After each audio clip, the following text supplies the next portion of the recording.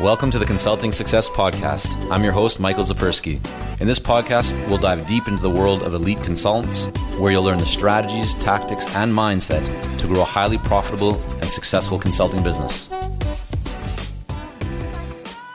Hey, it's Michael Zapersky, and welcome back. Today, I'm going to be sharing with you my daily routine that has helped me to consistently run a seven-figure consulting business while traveling the world, working with clients all around the world, and I guess most importantly, just being able to make real progress on a daily and consistent basis inside of the business and being able to balance building a business with having a life full of freedom and a life that allows me to travel, allows me to spend a lot of time with my family and to take care of myself as well from a health perspective. So this all started, like the reason I'm recording this today is because a client that I really enjoy working with and respect a lot posted a question in our private Clarity Coaching Program forum where she asked, like, what is your daily routine? And especially, how do you start off the mornings?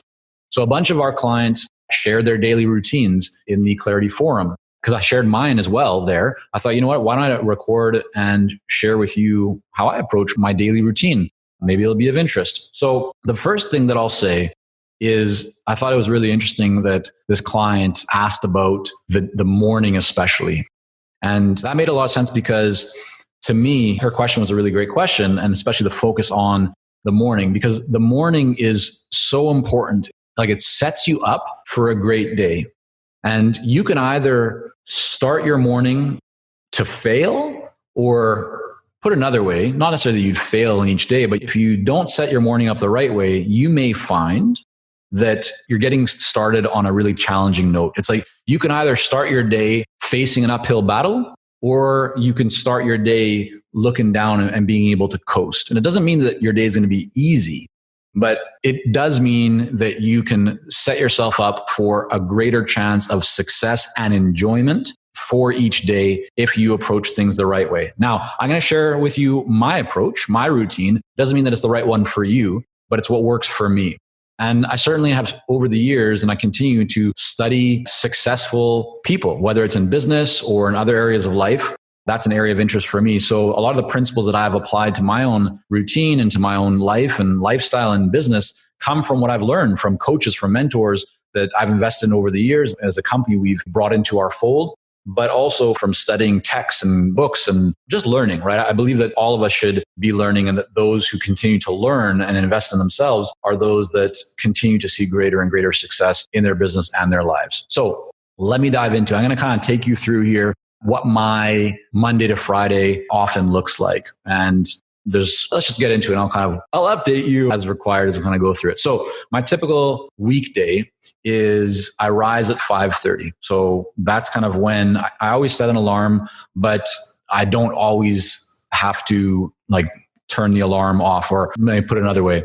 The alarm does not usually go off, right? I usually turn it off myself. And the reason why that happens is like I'm often waking up earlier than 5:30. Sometimes I'll get out of bed when my eyes open. Other times I'll stay in and kind of just keep looking at the clock till it gets a bit closer to 5:30 and then decide to get moving. Wintertime, it's a little bit harder to get out of bed in the morning, right? Because it's darker here, it's colder. And the first thing that I do is I go and I get changed. I put on my workout gear and I grab a glass of water and then I head out. So I jump in the car and I go to the gym. And that's why when it's wintertime and if there's snow on the road or it's just freezing cold, and it's dark, I'm not as eager to get moving. Right now, the sun is shining at 5, or it's almost shining at 5:30 in the morning. There's at least light out. And so it makes it easier for me to get moving. But I always get moving around that time. So the first thing that I do is I go to the gym. And this is, for me, really important in many different aspects. It's important, I believe, from a mental standpoint.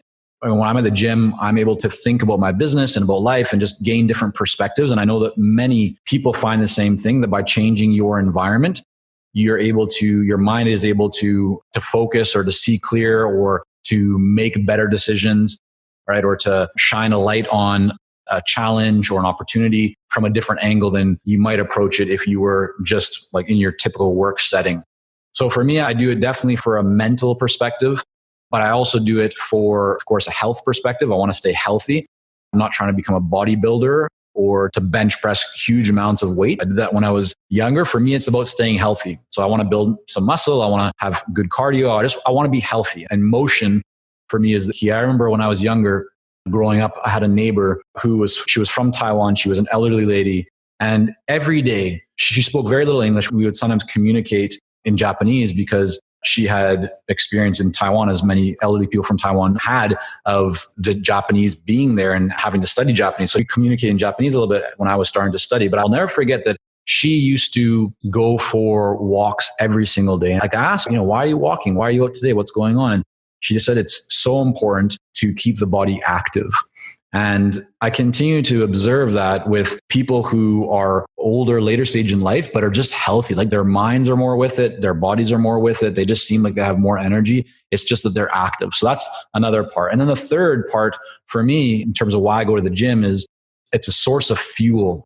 It energizes me.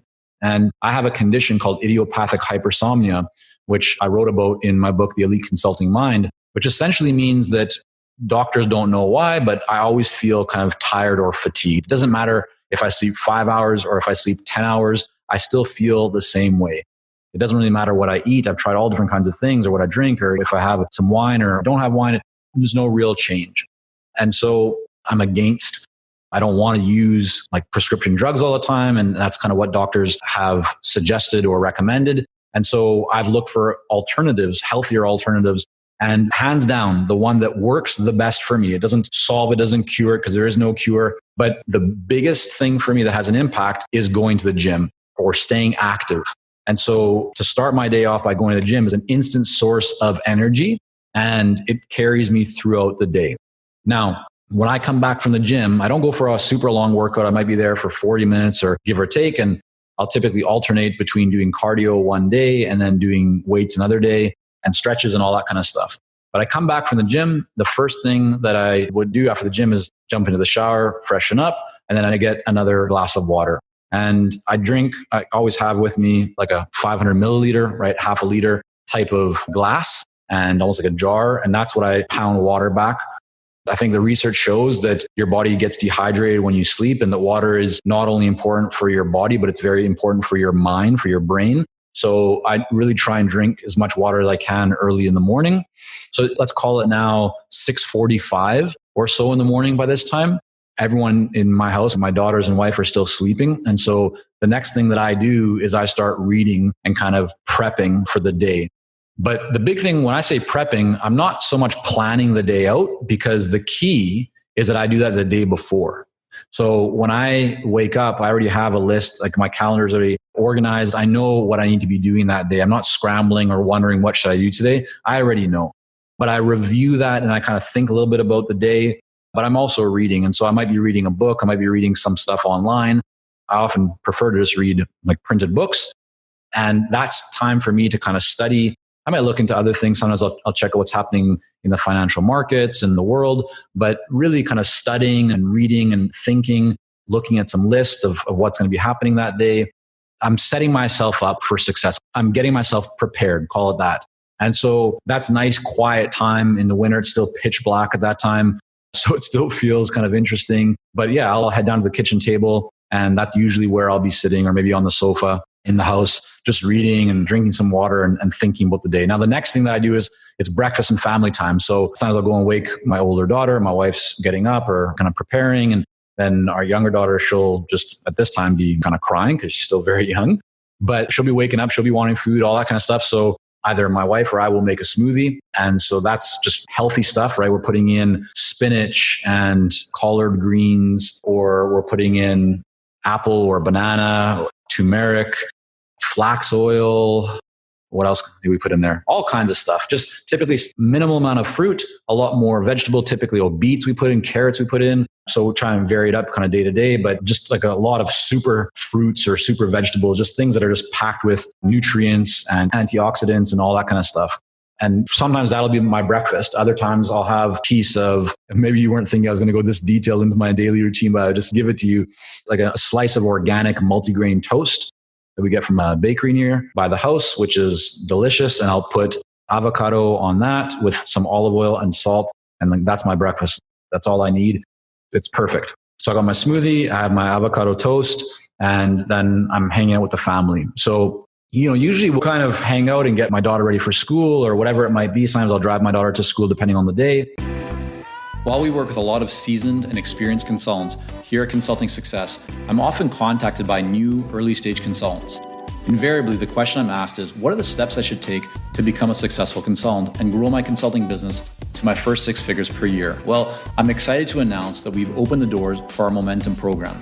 This is our most popular program for early stage consultants, and it has helped almost 1,000 consultants to start, run, and grow successful consulting businesses.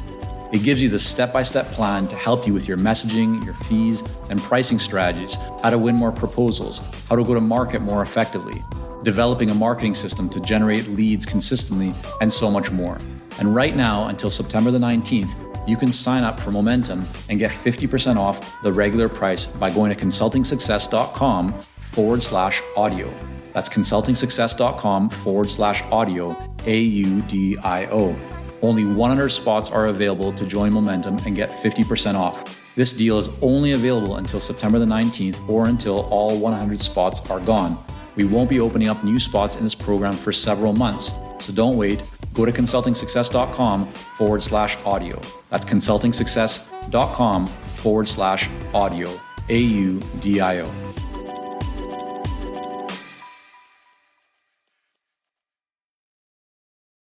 But one thing that I'll say is I've adjusted my schedule over the years. So when I was younger and when I wasn't married or even when I just didn't have kids, I would be starting work a lot earlier and I'd be working a lot later into the evening. So depending on your situation, there's no right or wrong. The most important thing is just figuring out how do you want to structure your day so that you're able to really make great progress and achieve the results and just feel good about what you've accomplished. So this is how I set my schedule up today, right? Or for the last while. But if we went back in time 10 years, my schedule would have been very different. So I just want to be transparent and kind of make that distinction. Now, after that, I will typically head to the office around 10 a.m. And so my office is about 12 to 15 minute walk. Usually I walk pretty quickly. So I'm usually there in about 12 minutes. So leave the house, walk to the office. And that's a really important thing for me in terms of focus.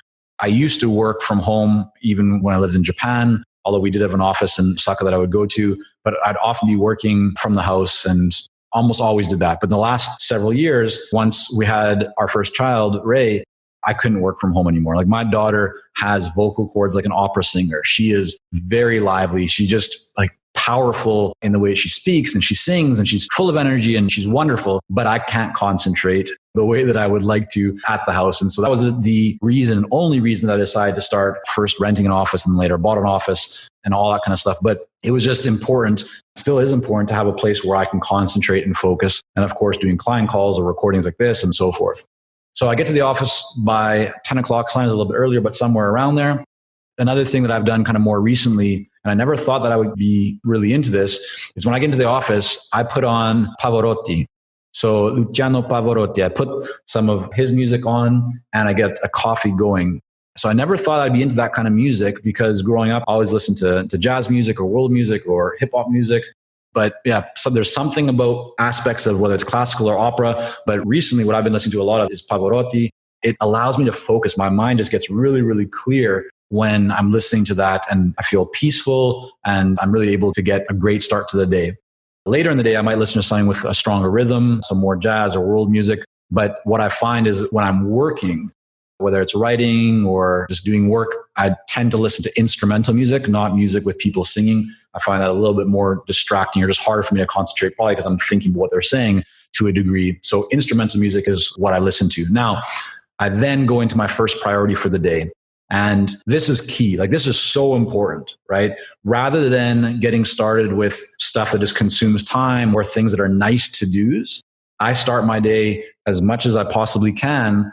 I'm not perfect, so it doesn't always happen, but as much as I can with the number one priority for that day, the real initiative, the real thing that's going to move the business forward. So I always have, of course, my Google Calendar, which has most of my stuff on there, right? I find if I don't put something in the calendar, it often doesn't happen. And if I don't write things down, they also don't happen. So for me, it's really important to have lists. So I have my online list, right? So my Google Calendar, which is great because Doesn't matter whether I'm at my stand-up desk or whether I'm at a sit-down desk in the office or whether I'm on my phone at a meeting someplace or somewhere around the world, or it doesn't matter because it's all central where I can access it. But even with that, I always write things down. So I always have a book where every day I will write down. So for example, if I have 5 things I need to do today or 10 things or whatever it is, I'll write them all out. And once they have been written out, then I will go through them one by one and I'll prioritize, starting with what needs to happen first, the biggest priority, the highest area of impact. Then once done, I'll cross it off and I'll just go through that day crossing things off. And the reason why this is so key, and I'm sure that you've heard this before, is that if you start with things that aren't as important and the day consumes you because stuff comes up or whatever it might be, well, now you haven't really gotten the stuff that matters the most done. And then that gets pushed the next day and the next day and the next day. So by starting off with areas of highest impact, you're really able to make great progress. And even if something comes up, like you got to run to pick up your kids because something happened, or the power goes out in your building, or like whatever it is, if you start with the number one like priority and that's what you get done first, you'll always make more progress. And that's really important. And I would just say that that actually for me is a theme throughout every day and every week, is I'm always pushing myself and working with the team to look at like the 80-20, right? The points of greatest impact, the few number of things that we can do and that I can be doing consistently or on a daily basis and a weekly basis to really move the business forward. So every day I have new ideas popping to my mind, or Sam or someone else on the team will share some idea with me and I process and I think, okay, is this key? Is this core? Is it really going to move the business forward? Okay, maybe it's something that we should do, but maybe we shouldn't be doing it until we've gotten these other things done. Or maybe that's a great idea. Like, hey, let's take action on that right away and let's delegate that to this person or pass it to them or whatever, right? So it's good to filter new ideas, but I always push myself to remove or to like abstain from starting things that aren't key or aren't high priority. And as you grow your business more and more, you'll have more and more opportunities coming your way. And so I would encourage you and respectfully suggest that you say no to a lot of things.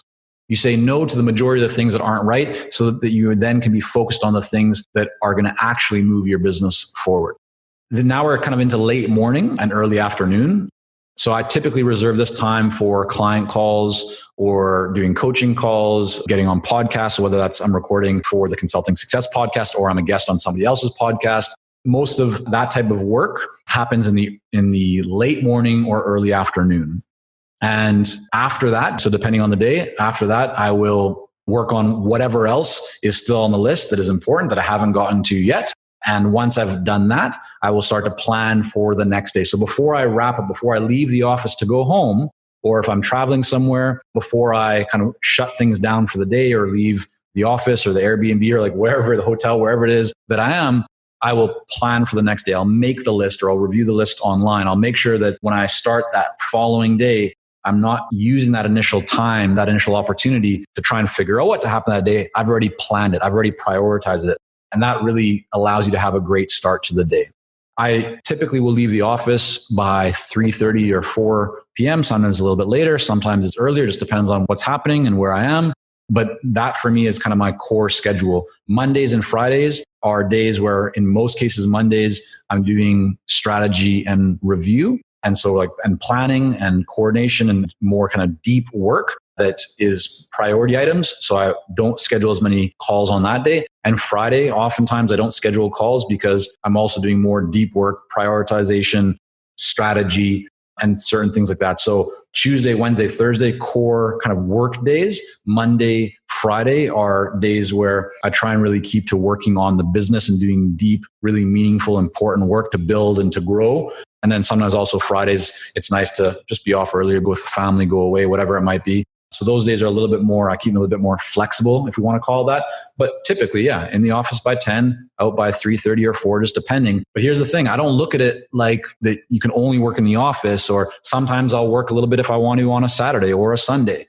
The key thing is that I'm spending time with my family, that I'm spending time with friends, that I'm enjoying life, but I'm also growing the business and working on the priorities. And what I've found is that by focusing on the areas that are going to actually really move your business forward and not doing the things that are just distractions, it then frees you up to have a lot more time to either just grow the business more, like really hustle it, like which is what I did a lot when I was younger, and still want to work hard now, but really working smart now because I want to spend a lot more time and be a present father and husband and travel and all that kind of stuff. So that's kind of my approach.